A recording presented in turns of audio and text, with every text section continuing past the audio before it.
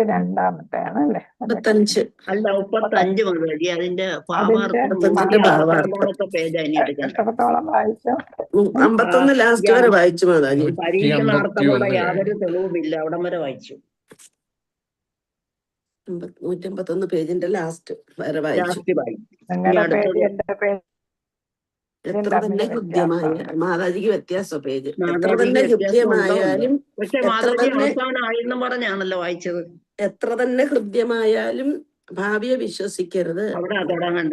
എത്ര തന്നെ ഹൃദ്യമായാലും ഭാവിയെ വിശ്വസിക്കരുത്. ഞങ്ങളുടേത് 152-ാമത്തെ പേജിൽ തുടക്കം. അപ്പുറത്തും തുടങ്ങി ഇപ്പുറത്തും. മാതാജിയുടെ വ്യത്യാസമുണ്ട് പേജിൽ. അത് ഞാനൊന്ന് ഷെയർ ചെയ്യാൻ നോക്കട്ടെ പറ്റുന്നെങ്കിൽ.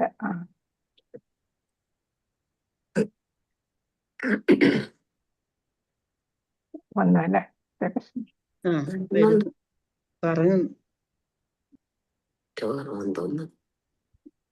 കറങ്ങിക്കൊണ്ടിരിക്കുക. നെറ്റ് കുറവാണ്.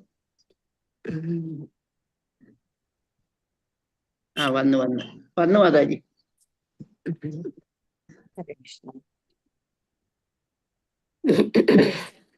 28-ാം ശ്ലോകം കിടക്കുന്നത്.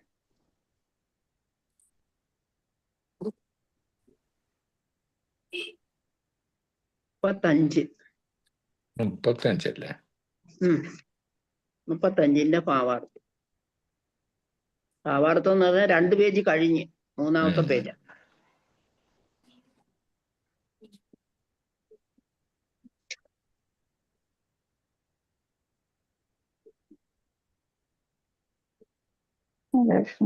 വരട്ടപ്പം വായിക്കാം. ഞാൻ ബുക്കിന് വായിക്കാം. ആ ഭാവിയെ ദ്രവ്യത്തെ ആത്മാവായി മാറ്റാമെന്ന അഥവാ ജീവനില്ലാത്ത ദ്രവ്യത്തിൽ നിന്ന് ജീവനുള്ളവരെ വികസിപ്പിക്കാമെന്ന നിരർത്ഥകമായ സംഭാഷണങ്ങൾ യഥാർത്ഥത്തിൽ വിഡിത്തമാണ്. ഇപ്പൊ കൊച്ചു കുട്ടികൾ വരെ ഹൈസ്കൂളിൽ പഠിക്കുന്ന കുട്ടികൾ വരെ പറയുന്നത് എന്താന്ന് വെച്ചാൽ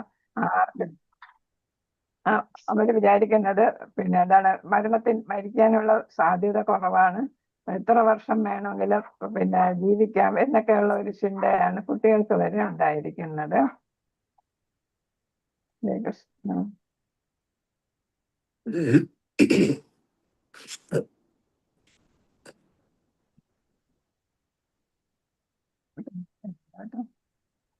എന്തുകൊണ്ടെന്നാൽ ദ്രവ്യം എവിടെയെങ്കിലും ജീവനെ സൃഷ്ടിച്ചു എന്നതിന് പരീക്ഷണാർത്ഥമുള്ള യാതൊരു തെളിവില്ല. മാതാജിയുടെ വേറെ പോയിന്റ് ആയിരിക്കും. എന്തോ കമ്പ്യൂട്ടറിനെന്തോ കുഴപ്പം. ഹരേ കൃഷ്ണ. അഥവാ ജീവനില്ലാത്ത ദ്രവ്യത്തിൽ നിന്ന് ജീവനെയുള്ളവയെ വികസിപ്പിക്കാമെന്ന നിരർത്ഥകമായ സംഭാഷണങ്ങൾ യഥാർത്ഥത്തിൽ വിഡിത്തമാണ്. എന്തെന്നാൽ ഒരു ദ്രവ്യവും ലോകത്തിന്റെ ഒരു ഭാഗത്തും ദൃശ്യശക്തി ഉള്ളതായോ ചലനശക്തി ഉള്ളതായോ ഒരിക്കലും വികസിച്ചിട്ടില്ല. ആകെ ദ്രവ്യവും ആത്മാവും ഇരു വ്യത്യസ്ത സത്വങ്ങളാണെന്ന് വ്യക്തമാണ്. അപ്പൊ ജീവൻ ഉണ്ടെങ്കിലേ നമുക്ക് എന്ത് ചെയ്യാൻ, പ്രവർത്തിക്കാനായിട്ട് പറ്റുള്ളൂ അല്ലെ. ജീവൻ ഇല്ലാത്ത ഇതിലാണെങ്കിൽ നമുക്ക് പ്രവർത്തിക്കാനായിട്ടൊന്നും സാധിക്കത്തില്ല. ഹരേ കൃഷ്ണ. അപ്പൊ പിന്നെ അതേപോലെ തന്നെ ഇപ്പൊ കുട്ടികൾ പറയുന്നത് എന്താന്ന് വെച്ചാൽ സയൻസ് അത്രത്തോളം ഡെവലപ്പ് ചെയ്തത് കൊണ്ട് നമുക്ക് എന്താണ്, ജീവൻ പ്രാണം പോയാലും മരിക്കേണ്ട ആവശ്യമായിട്ട് വരത്തില്ല. ഇപ്പൊ ആർട്ടിഫിഷ്യൽ ഇന്റലിജൻസ് ഒക്കെ അത്രയ്ക്ക് ഡെവലപ്പ് ചെയ്തത് കൊണ്ട് ബ്രെയിനിനെ വർക്ക് ചെയ്യിപ്പിക്കാനായിട്ട് പറ്റും. അതേപോലെ തന്നെ ശരീരഭാഗങ്ങളൊക്കെ ജീർണിച്ചാൽ അതിന് പകരം എന്തായിട്ടാണ് നമുക്ക് ദ്രവ്യത്തിലൂടെ ശരീരഭാഗങ്ങൾ ഉണ്ടാകും.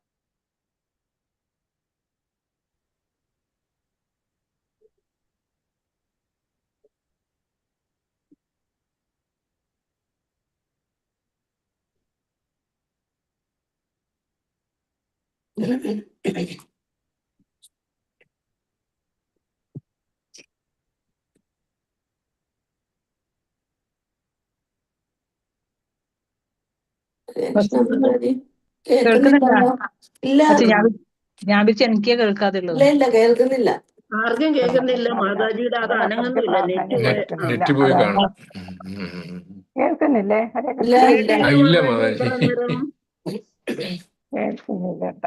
ഇല്ല, അത് ഈ നെറ്റ് ഇല്ലായിരുന്നു. പച്ച വന്നതും ഇല്ലായിരുന്നു ഓഡിയോ ഇതിനകത്ത്. സ്ക്രീനിലും വന്നില്ലല്ലോ. സ്ക്രീനിലെ പോയി. ഇനി സ്ക്രീനിൽ ഇടുന്നോണ്ടായിരിക്കും പോകുന്നത്. ഞാൻ വിചാരിച്ചു എനിക്ക് മാത്രമേ ഉള്ളൂ എന്ന്. അതാ ഞാൻ ഇല്ല ചോദിച്ചത്. എല്ലാരും കേൾക്കാതിരുന്നത്. ഹരേ കൃഷ്ണ ഹരേ കൃഷ്ണ കൃഷ്ണ കൃഷ്ണ ഹരേ ഹരേ ഹരേ രാമ രാമ രാമ ഹരേ ഹരേ ഹരേ കൃഷ്ണ വായിക്കാൻ കയറിയിരുന്നല്ലോ.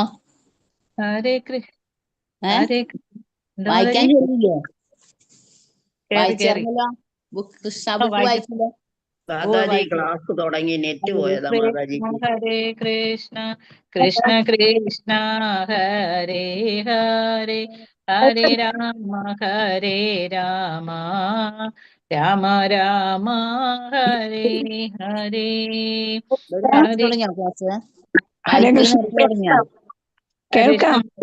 കേൾക്കാം മാതാജി. ഇപ്പൊ കേൾക്കാം. സ്ക്രീനൊന്നും ഇല്ല, സ്ക്രീനില്ല. കമ്പ്യൂട്ടറിന് എന്താ പ്രശ്നം? അതെ. ഓക്കെ. അപ്പൊ സ്ക്രീനിൽ കണ്ട മാതാജി ബുക്ക് നോക്കി മാതാജി ബുക്കിൽ പഠിപ്പീരേ. ബുക്ക് ഞങ്ങൾ നോക്കിക്കോളാം. ഞങ്ങള് ബുക്ക് നോക്കിക്കോളാം. അപ്പൊ ഞാൻ പറഞ്ഞു വന്നത്, ഇപ്പോഴത്തെ കുട്ടികൾ വരെ ചിന്തിക്കുന്ന എന്താന്ന് വെച്ചാല്, ഇനിയിപ്പോ ഇതിന്റെ പ്രാണം പോയാലും പിന്നെ ബ്രെയിനിനെ വർക്ക് ചെയ്യിപ്പിക്കാൻ സാധിക്കും. ആർട്ടിഫിഷ്യൽ ഇന്റലിജൻസ് വഴി ബ്രെയിനിനെ വർക്ക് ചെയ്യിപ്പിക്കാൻ പറ്റും. ശരീരഭാഗങ്ങളെയൊക്കെ നിർമ്മിക്കാനും പറ്റും. അപ്പൊ നമുക്കിപ്പോ എല്ലാ ശരീരഭാഗങ്ങളും, ഹൃദയം മാറ്റിവെക്കുകയൊക്കെ ചെയ്യുന്നില്ല. അപ്പൊ മാതാജിന്റെ വീഡിയോ ഓഫ് ചെയ്തോളൂ. അത് ബ്ലൈൻഡ് വീഡിയോ ആയിട്ട് ഓഫ് ചെയ്താൽ ചിലപ്പോ വീഡിയോ ക്ലിയർ ആവും ശരിയായിട്ട് മാതാജി. വരുന്നില്ല. ഓഫ് ചെയ്തു, വീഡിയോ ഓഫില്ല. അപ്പൊ അങ്ങനെ 500 വർഷം വരെ ജീവിക്കാൻ പറ്റുമെന്നാണ് കുട്ടികളൊക്കെ വരെ പറയുന്നത്. അപ്പൊ അത്രയൊക്കെ സയൻസ് പുരോഗമിച്ചത് കൊണ്ട് അങ്ങനെ സാധിക്കുമെന്നാണ്. അപ്പൊ ഇവിടെ നമ്മൾ മനസ്സിലാക്കുന്നത്, ഇത് മുൻകൂട്ടി ആര് പറഞ്ഞിരിക്കുന്നു? ശ്രീല പ്രഭുപാദർ പറഞ്ഞിരിക്കുകയാണ്. അപ്പൊ പ്രഭുപാദർ പറയുന്നു, എന്താണ്? ഒരു ദ്രവ്യവും ലോകത്തിന്റെ ഒരു ഭാഗത്തും ദൃശ്യശക്തി ഉള്ളതായോ ചലനശക്തി ഉള്ളതായോ ഒരിക്കലും വികസിച്ചിട്ടില്ല. ദ്രവ്യത്തിന് എന്താണ്? കാണാനും കേൾക്കാനും ഒക്കെ ചലിക്കാനും ഒന്നും ദ്രവ്യത്തിന് സാധിക്കത്തില്ല പ്രാണനില്ലാതെ എന്നാണ്. ആകയാൽ ദ്രവ്യവും ആത്മാവും വ്യത്യസ്ത സത്വങ്ങളാണെന്ന് വ്യക്തമാണ്. അപ്പൊ പ്രാണനില്ല എങ്കിൽ ദ്രവ്യത്തിന് ഫങ്ഷൻ ചെയ്യാൻ പറ്റത്തില്ല. അപ്പൊ അത് രണ്ടും രണ്ടാണ് എന്നാണ്. അനന്തരം യഥാവണ്ണം ബുദ്ധി ഉപയോഗിക്കുക വഴി ഈ നിഗമനത്തിൽ എത്തിച്ചേർന്നിരിക്കുന്നു. ബുദ്ധിയുടെ അനുശാസകനായോ ഉപഭോക്താവായോ നാം ആരെങ്കിലും അംഗീകരിക്കാത്ത പക്ഷം ബുദ്ധിയുടെ അല്പമാത്രമായ വിനിയോഗത്താൽ ദൃഷ്ടിഗോചരമായ വസ്തുക്കളെ ഒന്നിനെയും സചേതനമാക്കുവാൻ കഴിയുകയില്ലെന്ന ആശയത്തിലെത്തുന്നു. അപ്പൊ എല്ലാത്തിന്റെയും അധിപനായിട്ട് ഒരു ശക്തിയുണ്ട് അല്ലെ?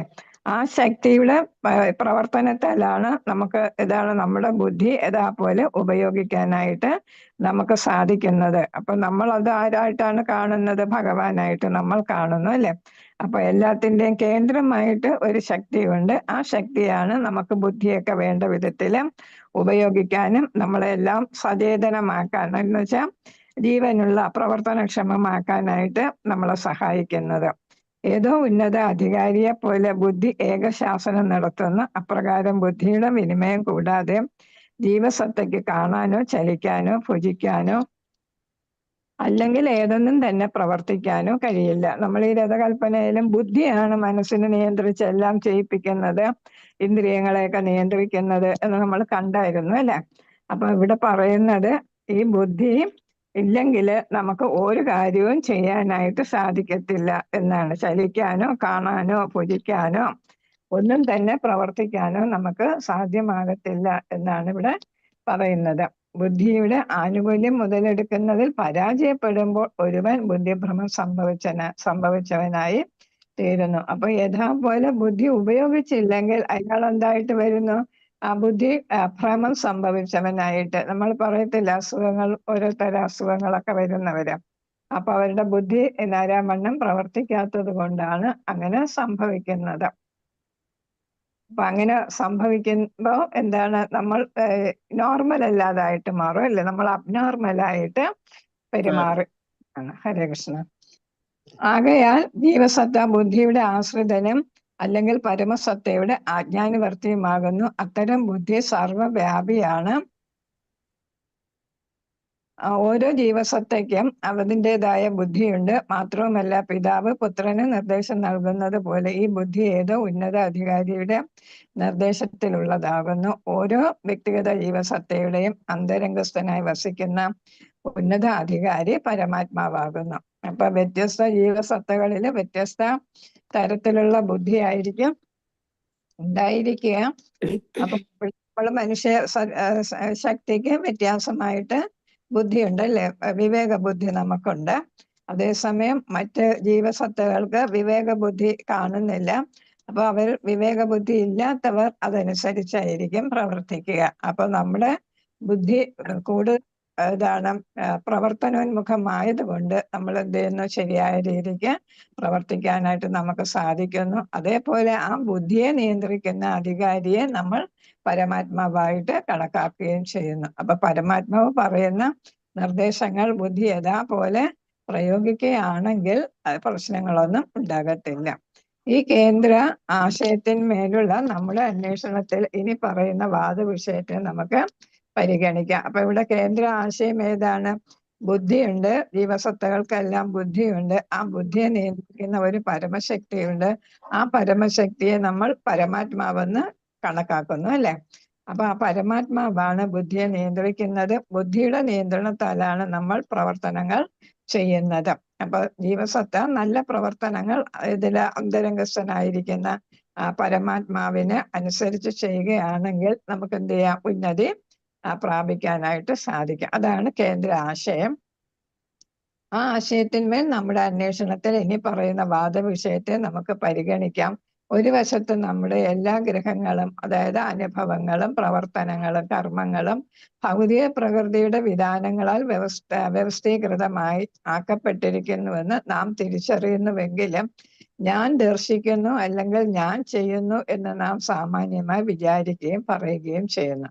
അപ്പൊ ഇങ്ങനെ പരമാത്മാവുണ്ട് എന്നൊക്കെ നമ്മൾ മനസ്സിലാക്കിയാലും നമ്മൾ എന്ത് ചെയ്യുന്നു, നമ്മുടെ അനുഭവങ്ങളും കർമ്മങ്ങളും ഭൗതിക പ്രകൃതിയിലാണ് ചെയ്യുന്നത് അല്ലെ. അല്ലെങ്കിൽ അതിന്റെ നിയന്ത്രണത്തിൽ ചെയ്യുമ്പോ എന്താണ്, നമ്മൾ എന്ത് പറയുന്നു, ഞാൻ ദർശിക്കുന്നു, ഞാൻ ചെയ്യുന്നു എന്നൊക്കെയാണ് പറയുന്നത്. അതായത് ഞാനാണ് കർത്താവ് എന്ന തരത്തിൽ നമ്മൾ പ്രവർത്തിക്കുകയും പറയുകയും ഒക്കെ ചെയ്യുന്നു. വാസ്തവത്തിൽ നമ്മളല്ല ചെയ്യുന്നത്, നമ്മളെ കൊണ്ട് ബുദ്ധി ചെയ്യിപ്പിക്കുന്നു.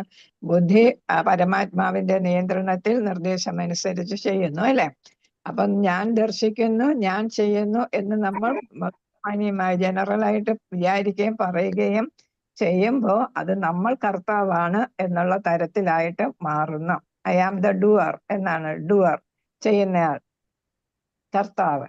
ആകയാൽ നമ്മുടെ ഭൗതികമായ കർമ്മേന്ദ്രിയങ്ങളും ജ്ഞാനേന്ദ്രിയങ്ങളും ഗ്രഹണ സമർത്ഥമായ ഇന്ദ്രിയങ്ങളും, അതായത് ഏതാ ഇന്ദ്രിയ വിഷയങ്ങളും, പിന്നെ സൂക്ഷ്മ അല്ലെ, സൂക്ഷ്മ ഘടകങ്ങളും, പിന്നെ സ്ഥൂല ഘടകങ്ങൾ, അതാണ് ഈ 13 ഇന്ദ്രിയങ്ങൾ എന്ന് പറയുന്ന കർമ്മേന്ദ്രിയങ്ങൾ, ജ്ഞാനേന്ദ്രിയങ്ങൾ, ഇന്ദ്രിയ വിഷയങ്ങൾ. ഇന്ദ്രിയ വിഷയങ്ങളല്ല, ബുദ്ധി മിഥ്യാഹങ്കാരം, മനസ്സ് മിഥ്യാഹങ്കാരം, ബുദ്ധി പിന്നെ വിദ്യാഹങ്കാരം, ആ 3 അതൊക്കെ ചഞ്ചലമാണെന്ന് നമുക്ക് പറയാൻ കഴിയും. കാരണം എന്താണ്, ഓരോ വ്യക്തികളിലും ഓരോ തരത്തിലാണ് ഇവ പ്രവർത്തിക്കുന്നത് അല്ലെ. അപ്പൊ എന്നിൽ പ്രവർത്തിക്കുന്ന പോലെ ആയിരിക്കത്തില്ല ഇവ ബുദ്ധിയുടെ നിയന്ത്രണത്താൽ മറ്റുള്ളവരെ പ്രവർത്തിക്കുന്നത്. അപ്പൊ ഓരോ വ്യക്തിയിലും വ്യത്യാസം കാണും ഈ ബുദ്ധി പ്രവർത്തിക്കുന്നത്. കാരണം ഈ 13 ഇന്ദ്രിയങ്ങളുടെ ഇന്ദ്രിയങ്ങൾക്ക് അനുസരിച്ചായിരിക്കും, അതിന്റെ പ്രവർത്തനം അനുസരിച്ചായിരിക്കും ബുദ്ധി നിയന്ത്രിച്ചു പോകുമ്പോൾ 13 ഇന്ദ്രിയങ്ങളും വ്യത്യസ്തമായിട്ടായിരിക്കും പ്രവർത്തിക്കുന്നത് ഓരോരുത്തരിലും.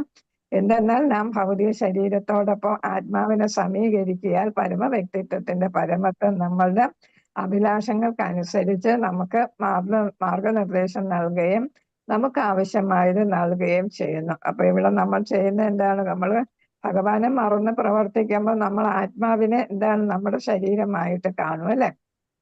അങ്ങനെ വരുമ്പോ ശരിയായിട്ട് ഭഗവാന്റെ നിർദ്ദേശം അതേപോലെ ഉപയോഗിക്കുകയാണെങ്കിൽ അത് നല്ലത്, അല്ലെങ്കിൽ അത് നമ്മുടെ നാശത്തിനിടയാക്കും. പരമവ്യക്തിത്വത്തിന്റെ മാർഗനിർദ്ദേശത്തിന്റെ ആനുകൂല്യത്തെ ബുദ്ധി രൂപേണ മുതലെടുത്തുകൊണ്ട് ഞാൻ ഈ ദേഹമല്ല എന്ന നിഗമനത്തിൽ അഭ്യാസം തുടരുന്നതിനും കർമ്മത്തിലാകാനും നമുക്ക് കഴിയും. അപ്പൊ പരമാത്മാവ് നമ്മുടെ ഉള്ളിൽ നിന്ന് ഇരുന്ന് മുക്തിയെ ഏതാണ് നേരായ മാർഗത്തിലേക്ക് തെളിക്കുമ്പോൾ നമുക്ക് എന്താണ് ഞാൻ ആത്മാവാണ് ശരീരമല്ലെന്ന് മനസ്സിലാക്കാൻ പറ്റും.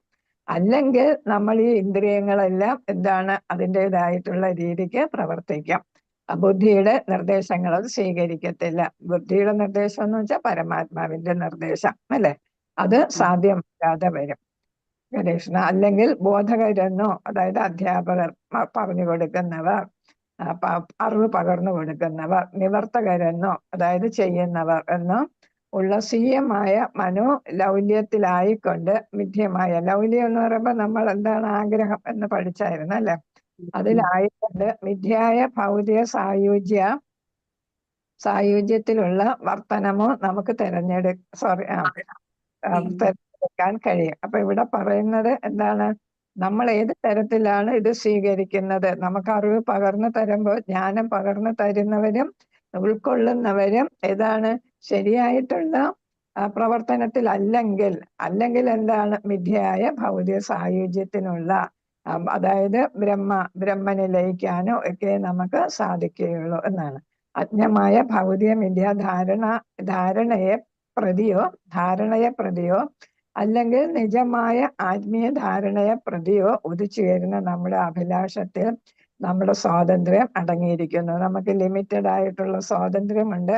അത് നമുക്ക് എന്തിനെ ഉപയോഗിക്കാം, ഒന്നിൽ ഭൗതികമായിട്ടുള്ള തലത്തിൽ ഉപയോഗിക്കാം, അല്ലെങ്കിൽ ആധ്യാത്മികമായിട്ടുള്ള തലത്തിൽ ഉപയോഗിക്കാം ആ സ്വാതന്ത്ര്യം. അപ്പൊ ആ സ്വാതന്ത്ര്യം നമ്മൾ എങ്ങനെ വിനിയോഗിക്കുന്നു എന്നതിനനുസരിച്ചായിരിക്കും നമ്മുടെ മുന്നോട്ടുള്ള ഗതി. പരമാസ്തിത്വത്തെ അതായത് പരമാത്മാവിനെ നമ്മുടെ യഥാർത്ഥ മിത്രവും മാർഗനിർദ്ദേശവുമായി തിരിച്ചറിയുന്നത് വഴിയും പരമാത്മാവിന്റെ പരമപ്രജ്ഞയോടൊപ്പം നമ്മുടെ ബുദ്ധിയെ കൃത്യമായി യോജിപ്പിക്കുക വഴിയും സത്യമായ ആത്മീയ ധാരണയ്ക്ക് നമുക്ക് അനായാസേന അത് പ്രാപ്തമാക്കാനായിട്ട് കഴിയും. അപ്പൊ നമ്മൾ എന്താണ്, ഭഗവാനെ നമ്മൾ മനസ്സിലാക്കണം. പരമാത്മാ രൂപത്തിലിരിക്കുന്ന ഭഗവാനെ നമ്മൾ വ്യക്തമായിട്ട് തിരിച്ചറിയണം.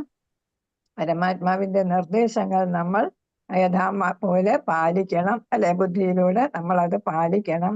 അങ്ങനെ വരുമ്പോ നമുക്ക് എന്ത് ചെയ്യും, രണ്ടും ടാലി ചെയ്ത് വരുന്ന കിട്ടില്ലെങ്കിൽ അല്ലെ, ബുദ്ധിയെയും പരമാത്മാവിന്റെ നിർദ്ദേശവും ബുദ്ധിയെയും നമ്മൾ ഒരേപോലെ ശരിയായ രീതിയിൽ ഉപയോഗിക്കുകയാണെങ്കിൽ നമുക്ക് എന്ത് കിട്ടുന്നു, ആത്മീയ ധാരണയെ നമുക്ക് എന്ത് ചെയ്യും, നമ്മൾ ധാരണ ആണ് പഠിച്ചുകൊണ്ടിരുന്നത് അല്ലെ, ധാരണ.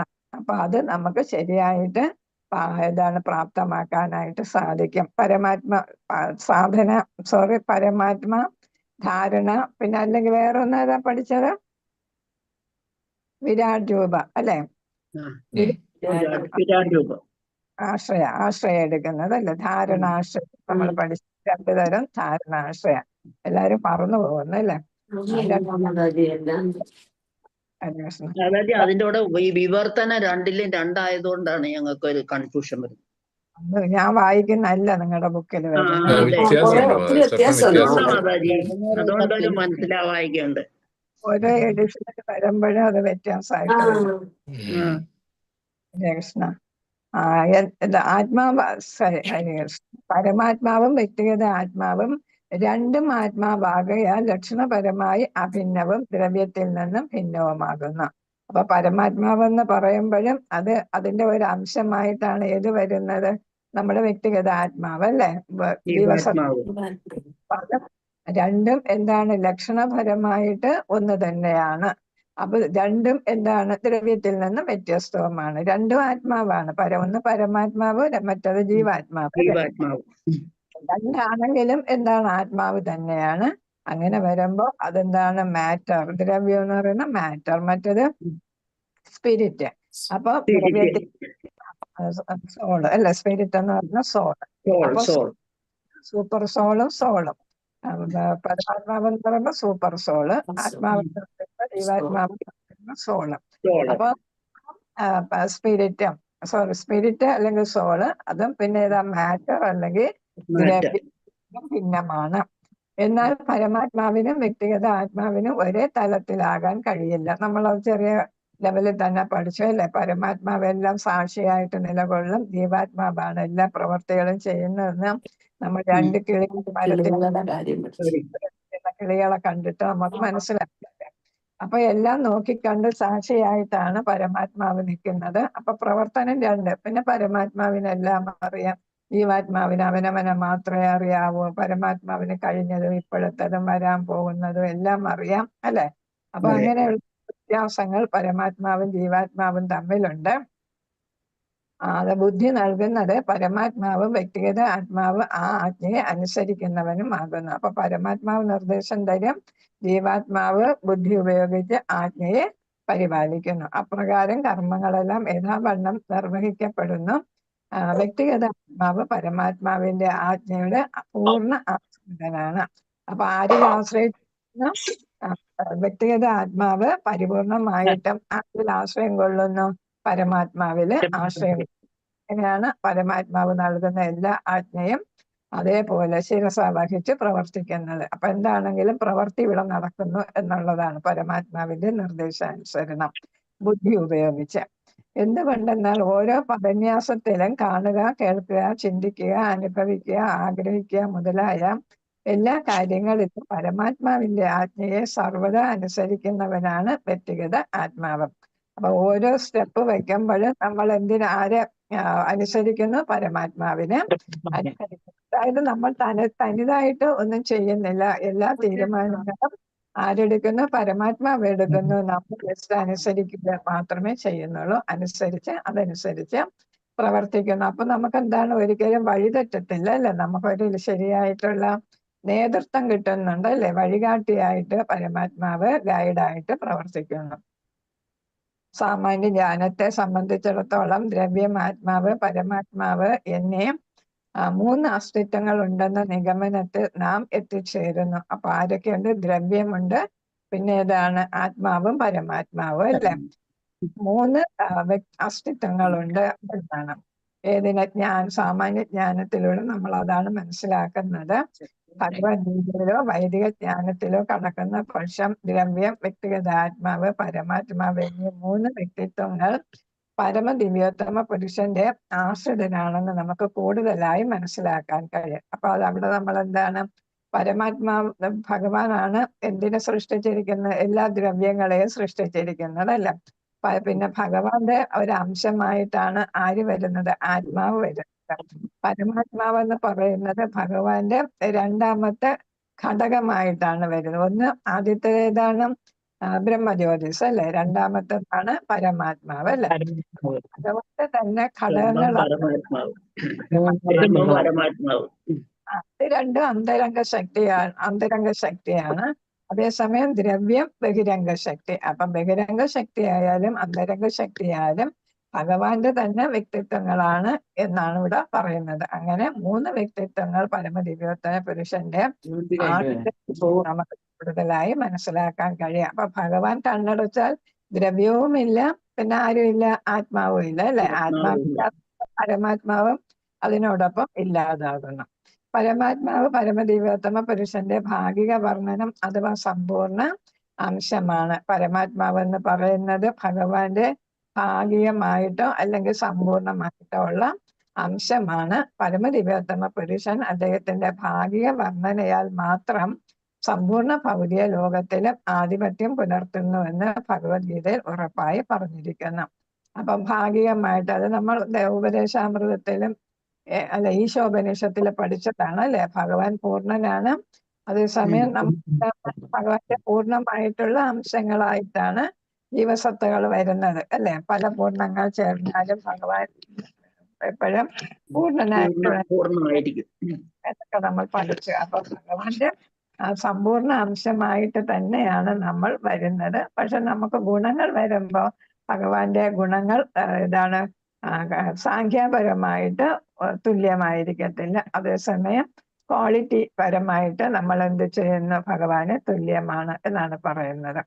പരമദിവ്യോത്തമ പുരുഷൻ അദ്ദേഹത്തിന്റെ ഭാഗിക വർണ്ണനയാൽ മാത്രം സമ്പൂർണ്ണ ഭൗതിക ലോകത്തിലും ആതിഥ്യം പുലർത്തുന്നു എന്ന്. ഭാഗിക വർണ്ണനയാൽ മാത്രം. അപ്പം ഭഗവാന്റെ മുഴുവൻ ശക്തി അവിടെ ഉപയോഗിക്കുന്നില്ല. നമ്മൾ അതും പഠിച്ചിട്ടുണ്ടല്ലേ? ഓരോ അവതാരങ്ങൾ എടുക്കുമ്പോഴും പ്രത്യേക പർപ്പസിന് വേണ്ടിയിട്ട് എടുക്കുന്നതാണ്, അല്ലെ? അപ്പൊ അത് പർപ്പസിന് ആവശ്യമായിട്ടുള്ള ശക്തിയെ എടുക്കുന്നു. അതേപോലെ ഈ ബ്രഹ്മാണ്ടങ്ങളൊക്കെ സൃഷ്ടിക്കുമ്പോൾ ഭഗവാന്റെ മുഴുവൻ ശക്തിയും അവിടെ ഉപയോഗിക്കുന്നില്ല. ഭാഗികമായിട്ടുള്ള ശക്തി മാത്രമേ അവിടെ ഉപയോഗിക്കുന്നുള്ളൂ. ഈശ്വരൻ മഹത്വമുള്ളവനാകുന്നു. ആകയാൽ അദ്ദേഹം വ്യക്തിഗത ആത്മാക്കളുടെ ആവശ്യാനുസരണം ആജ്ഞകൾ മാത്രം പുറപ്പെടുവിക്കുന്ന ഒരുവൻ ആയിരിക്കാൻ സാധ്യമല്ല. ആയതിനാൽ പരമാത്മാവ് പരമവ്യക്തിത്വമായ പുരുഷോത്തമന്റെ പരമ ദിവ്യോത്തമ പുരുഷന്റെ സമ്പൂർണ്ണ വർണ്ണന അഥവാ ചിത്രീകരണം ആയിരിക്കാൻ സാധ്യമല്ല. വ്യക്തിഗത ആത്മാക്കളുടെ പരമാത്മ സാക്ഷാത്കാരം ആത്മസാക്ഷാത്കാരത്തിന്റെ ആരംഭഘട്ടമാകുന്നു. അപ്പൊ ഭഗവാൻ നമ്മള് പരമാത്മ രൂപത്തിലിരിക്കുന്ന ഭഗവാന്റെ അംശം എന്ത് ചെയ്തു? ഒരു ഘട്ടം ഇതായിട്ടിരുന്നു ദൃക്സാക്ഷിയായിട്ട് മാത്രമേ ഇരിക്കുന്നുള്ളൂ എന്ന് നമുക്ക് തോന്നുന്നു. എങ്കിലും എന്താണ് അവിടെയും പ്രവർത്തനം നടക്കുന്നു. കാരണം എന്താണ്? എല്ലാം സൃഷ്ടിച്ചിട്ട് പിതാവും മാതാവും മക്കളെ സൃഷ്ടിച്ചിട്ട് വെറുതെ ഇരിക്കുകയാണോ? അല്ല, അല്ലെ?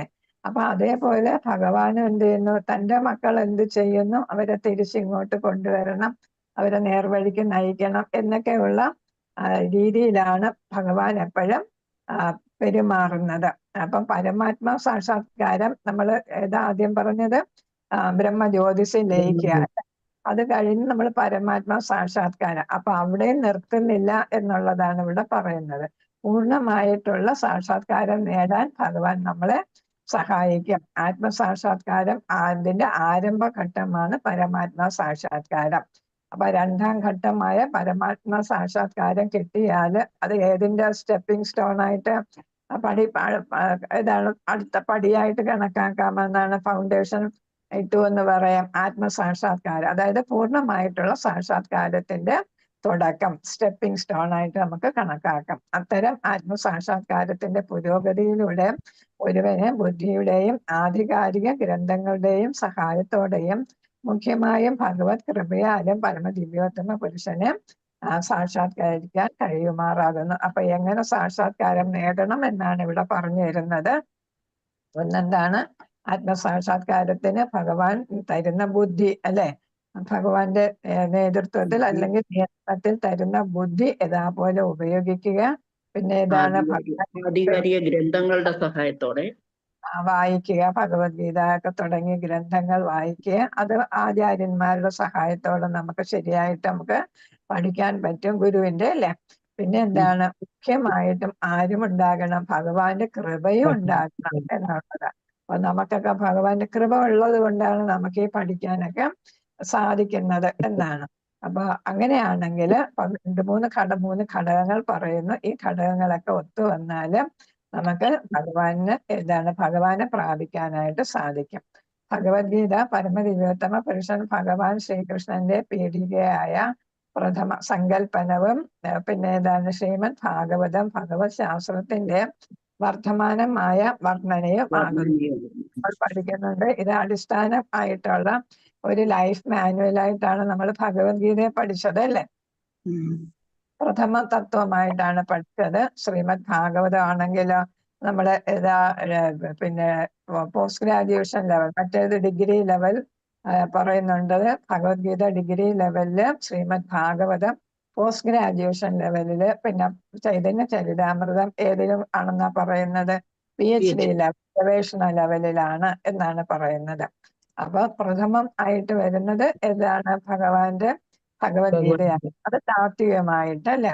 രണ്ടാമത്തെ ഭാഗവതം എന്ന് വെച്ചാൽ അത് ഭഗവാന്റെയും ഭഗവാന്റെ ഭക്തരും തമ്മിലുള്ള ബന്ധങ്ങളും ലീലകളും ഒക്കെ വിശദമായിട്ട് തരുന്നതാണ്. ആ തത്വങ്ങളൊക്കെ പ്രായോഗിക തലത്തിൽ നമുക്ക് മനസ്സിലാക്കി തരുന്നതാണ്. ഭഗവത്ഗീതയിൽ പറഞ്ഞ തത്വങ്ങളൊക്കെ പ്രായോഗിക തലത്തിൽ മനസ്സിലാക്കുന്ന തരത്തില് ഭഗവാന്റെ ലീലകളുടെ വർണ്ണനയാണ് ഭാഗവതം.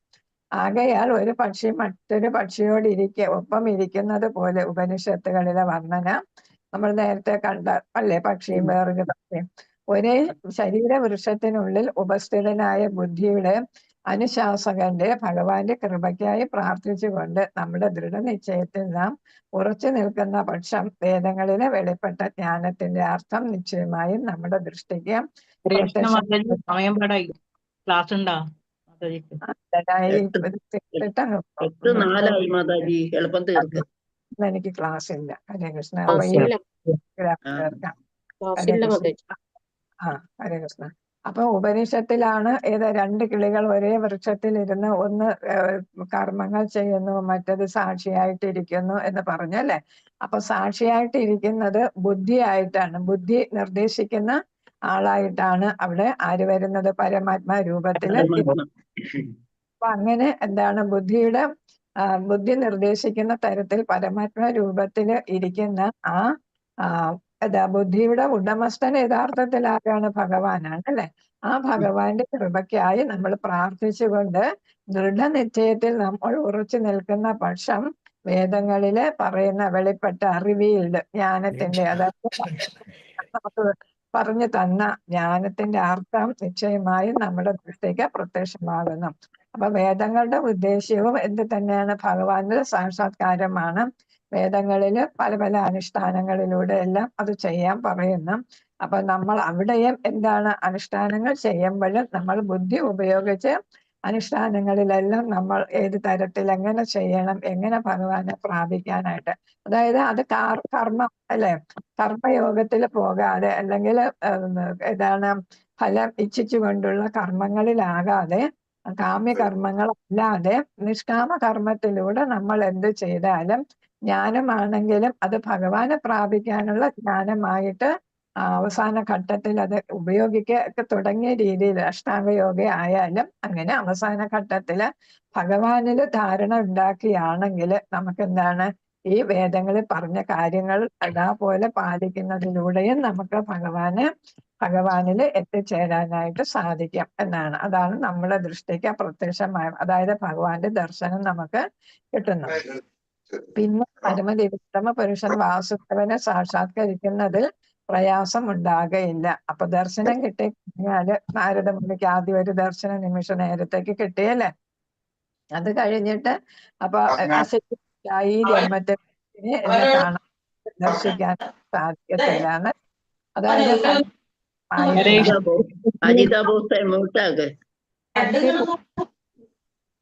ഭക്തി പൂർണ്ണമായിട്ടില്ല എന്നാണ് നാരദ മുനിക്ക് കൊടുത്ത നിർദ്ദേശം. അങ്ങനെ ശരിക്കുള്ള ഭക്തിയിലോട്ട് അല്ലെ പരമഭക്തനായിട്ട് മാറിയപ്പോ ഭഗവാനെ എപ്പോ എവിടെ വെച്ച് വേണമെങ്കിലും ദർശിക്കാമെന്നായി അല്ലെ. നമുക്കും അതുപോലെ സാധിക്കും എന്നാണ് പറയുന്നത്. നാരദമുനിയുടെ കഥ അതാണ് നമുക്ക് വെളിപ്പെടുത്തി തരുന്നത്. ആകയാൽ താദൃശ്യമായ അതേപോലുള്ള ബുദ്ധി വിനിമയത്തിൽ ബുദ്ധിമാനായ വ്യക്തി അസംഖ്യം ജനന മരണങ്ങൾക്ക് ശേഷം വാസുദേവന്റെ പാദാംബുജങ്ങളിൽ സ്വയം സമർപ്പണം ചെയ്യുന്നുവെന്ന് ഭഗവത്ഗീത 7:19 സ്ഥിരീകരിച്ചിരിക്കുന്നു. അപ്പൊ എന്താണ്, ചിലപ്പം ഒരു ജന്മത്തെ ബഹൂനാം ജന്മനാമന്തേ ജ്ഞാനവാൻമാം പ്രപദ്യതേ വാസുദേവ സർവമിതി സ മഹാത്മാ സുദുർലഭ. എന്താണ് അങ്ങനെ എത്തിച്ചേരുന്നവർ ലക്ഷത്തിൽ പിന്നെ ഒരാള് പോലും. ജനന മരണങ്ങൾക്ക് ശേഷം യഥാർത്ഥ ജ്ഞാനവാനായ വ്യക്തി എല്ലാ കാരണങ്ങൾക്കും കാരണവും സർവവും ഞാനാണെന്ന് മനസ്സിലാക്കി ഭഗവാനെ ശരണം പ്രാപിക്കുന്നു. അത്തരത്തിലുള്ള ഒരു മഹാത്മാവ് വളരെ വിരളമാണ്. അതെ അതെ അതെ. 1,00,000 ആളെടുത്താൽ ചിലപ്പോ ഒരാളെങ്ങാനും ഉണ്ടായിരുന്നിരിക്കാം. അതാണ് വിരളം, അത്രയ്ക്ക് വിരളമാണ് എന്ന് പറഞ്ഞത്. അപ്പൊ ഭഗവാനാണ് എല്ലാമെന്ന് മനസ്സിലാക്കുന്ന വ്യക്തിക്ക് ഭഗവാനെ പ്രാപിക്കാനായിട്ട് സാധിക്കാം എന്നാണ് നമ്മൾ ഈ 35ാമത്തെ ശ്ലോകത്തിലൂടെ മനസ്സിലാക്കിയിരിക്കുന്നത്. ഹരേ കൃഷ്ണ. വാക്യകൽപ്പത രൂപശ്ച കൃപാ സിന്ധുഭ്യേവച പതിതാനാം പാവനേഭ്യോ വൈഷ്ണവേഭ്യോ നമോ നമഃ.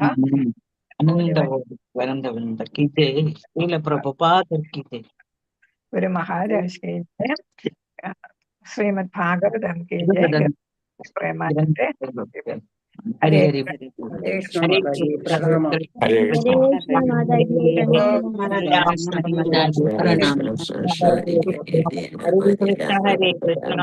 പ്രണാമം മാതാജി. ഹരേ കൃഷ്ണ. ഹരേ രാമ ഹരേ രാമ രാമ രാമ ഹരേ രാമ ഹരേ രാമ രാമ രാമ ഹരേ ഹരേ. ഹരേ കൃഷ്ണ മാതാജി. പ്രണാമം. ഹരേ കൃഷ്ണ മാതാജി. താനെ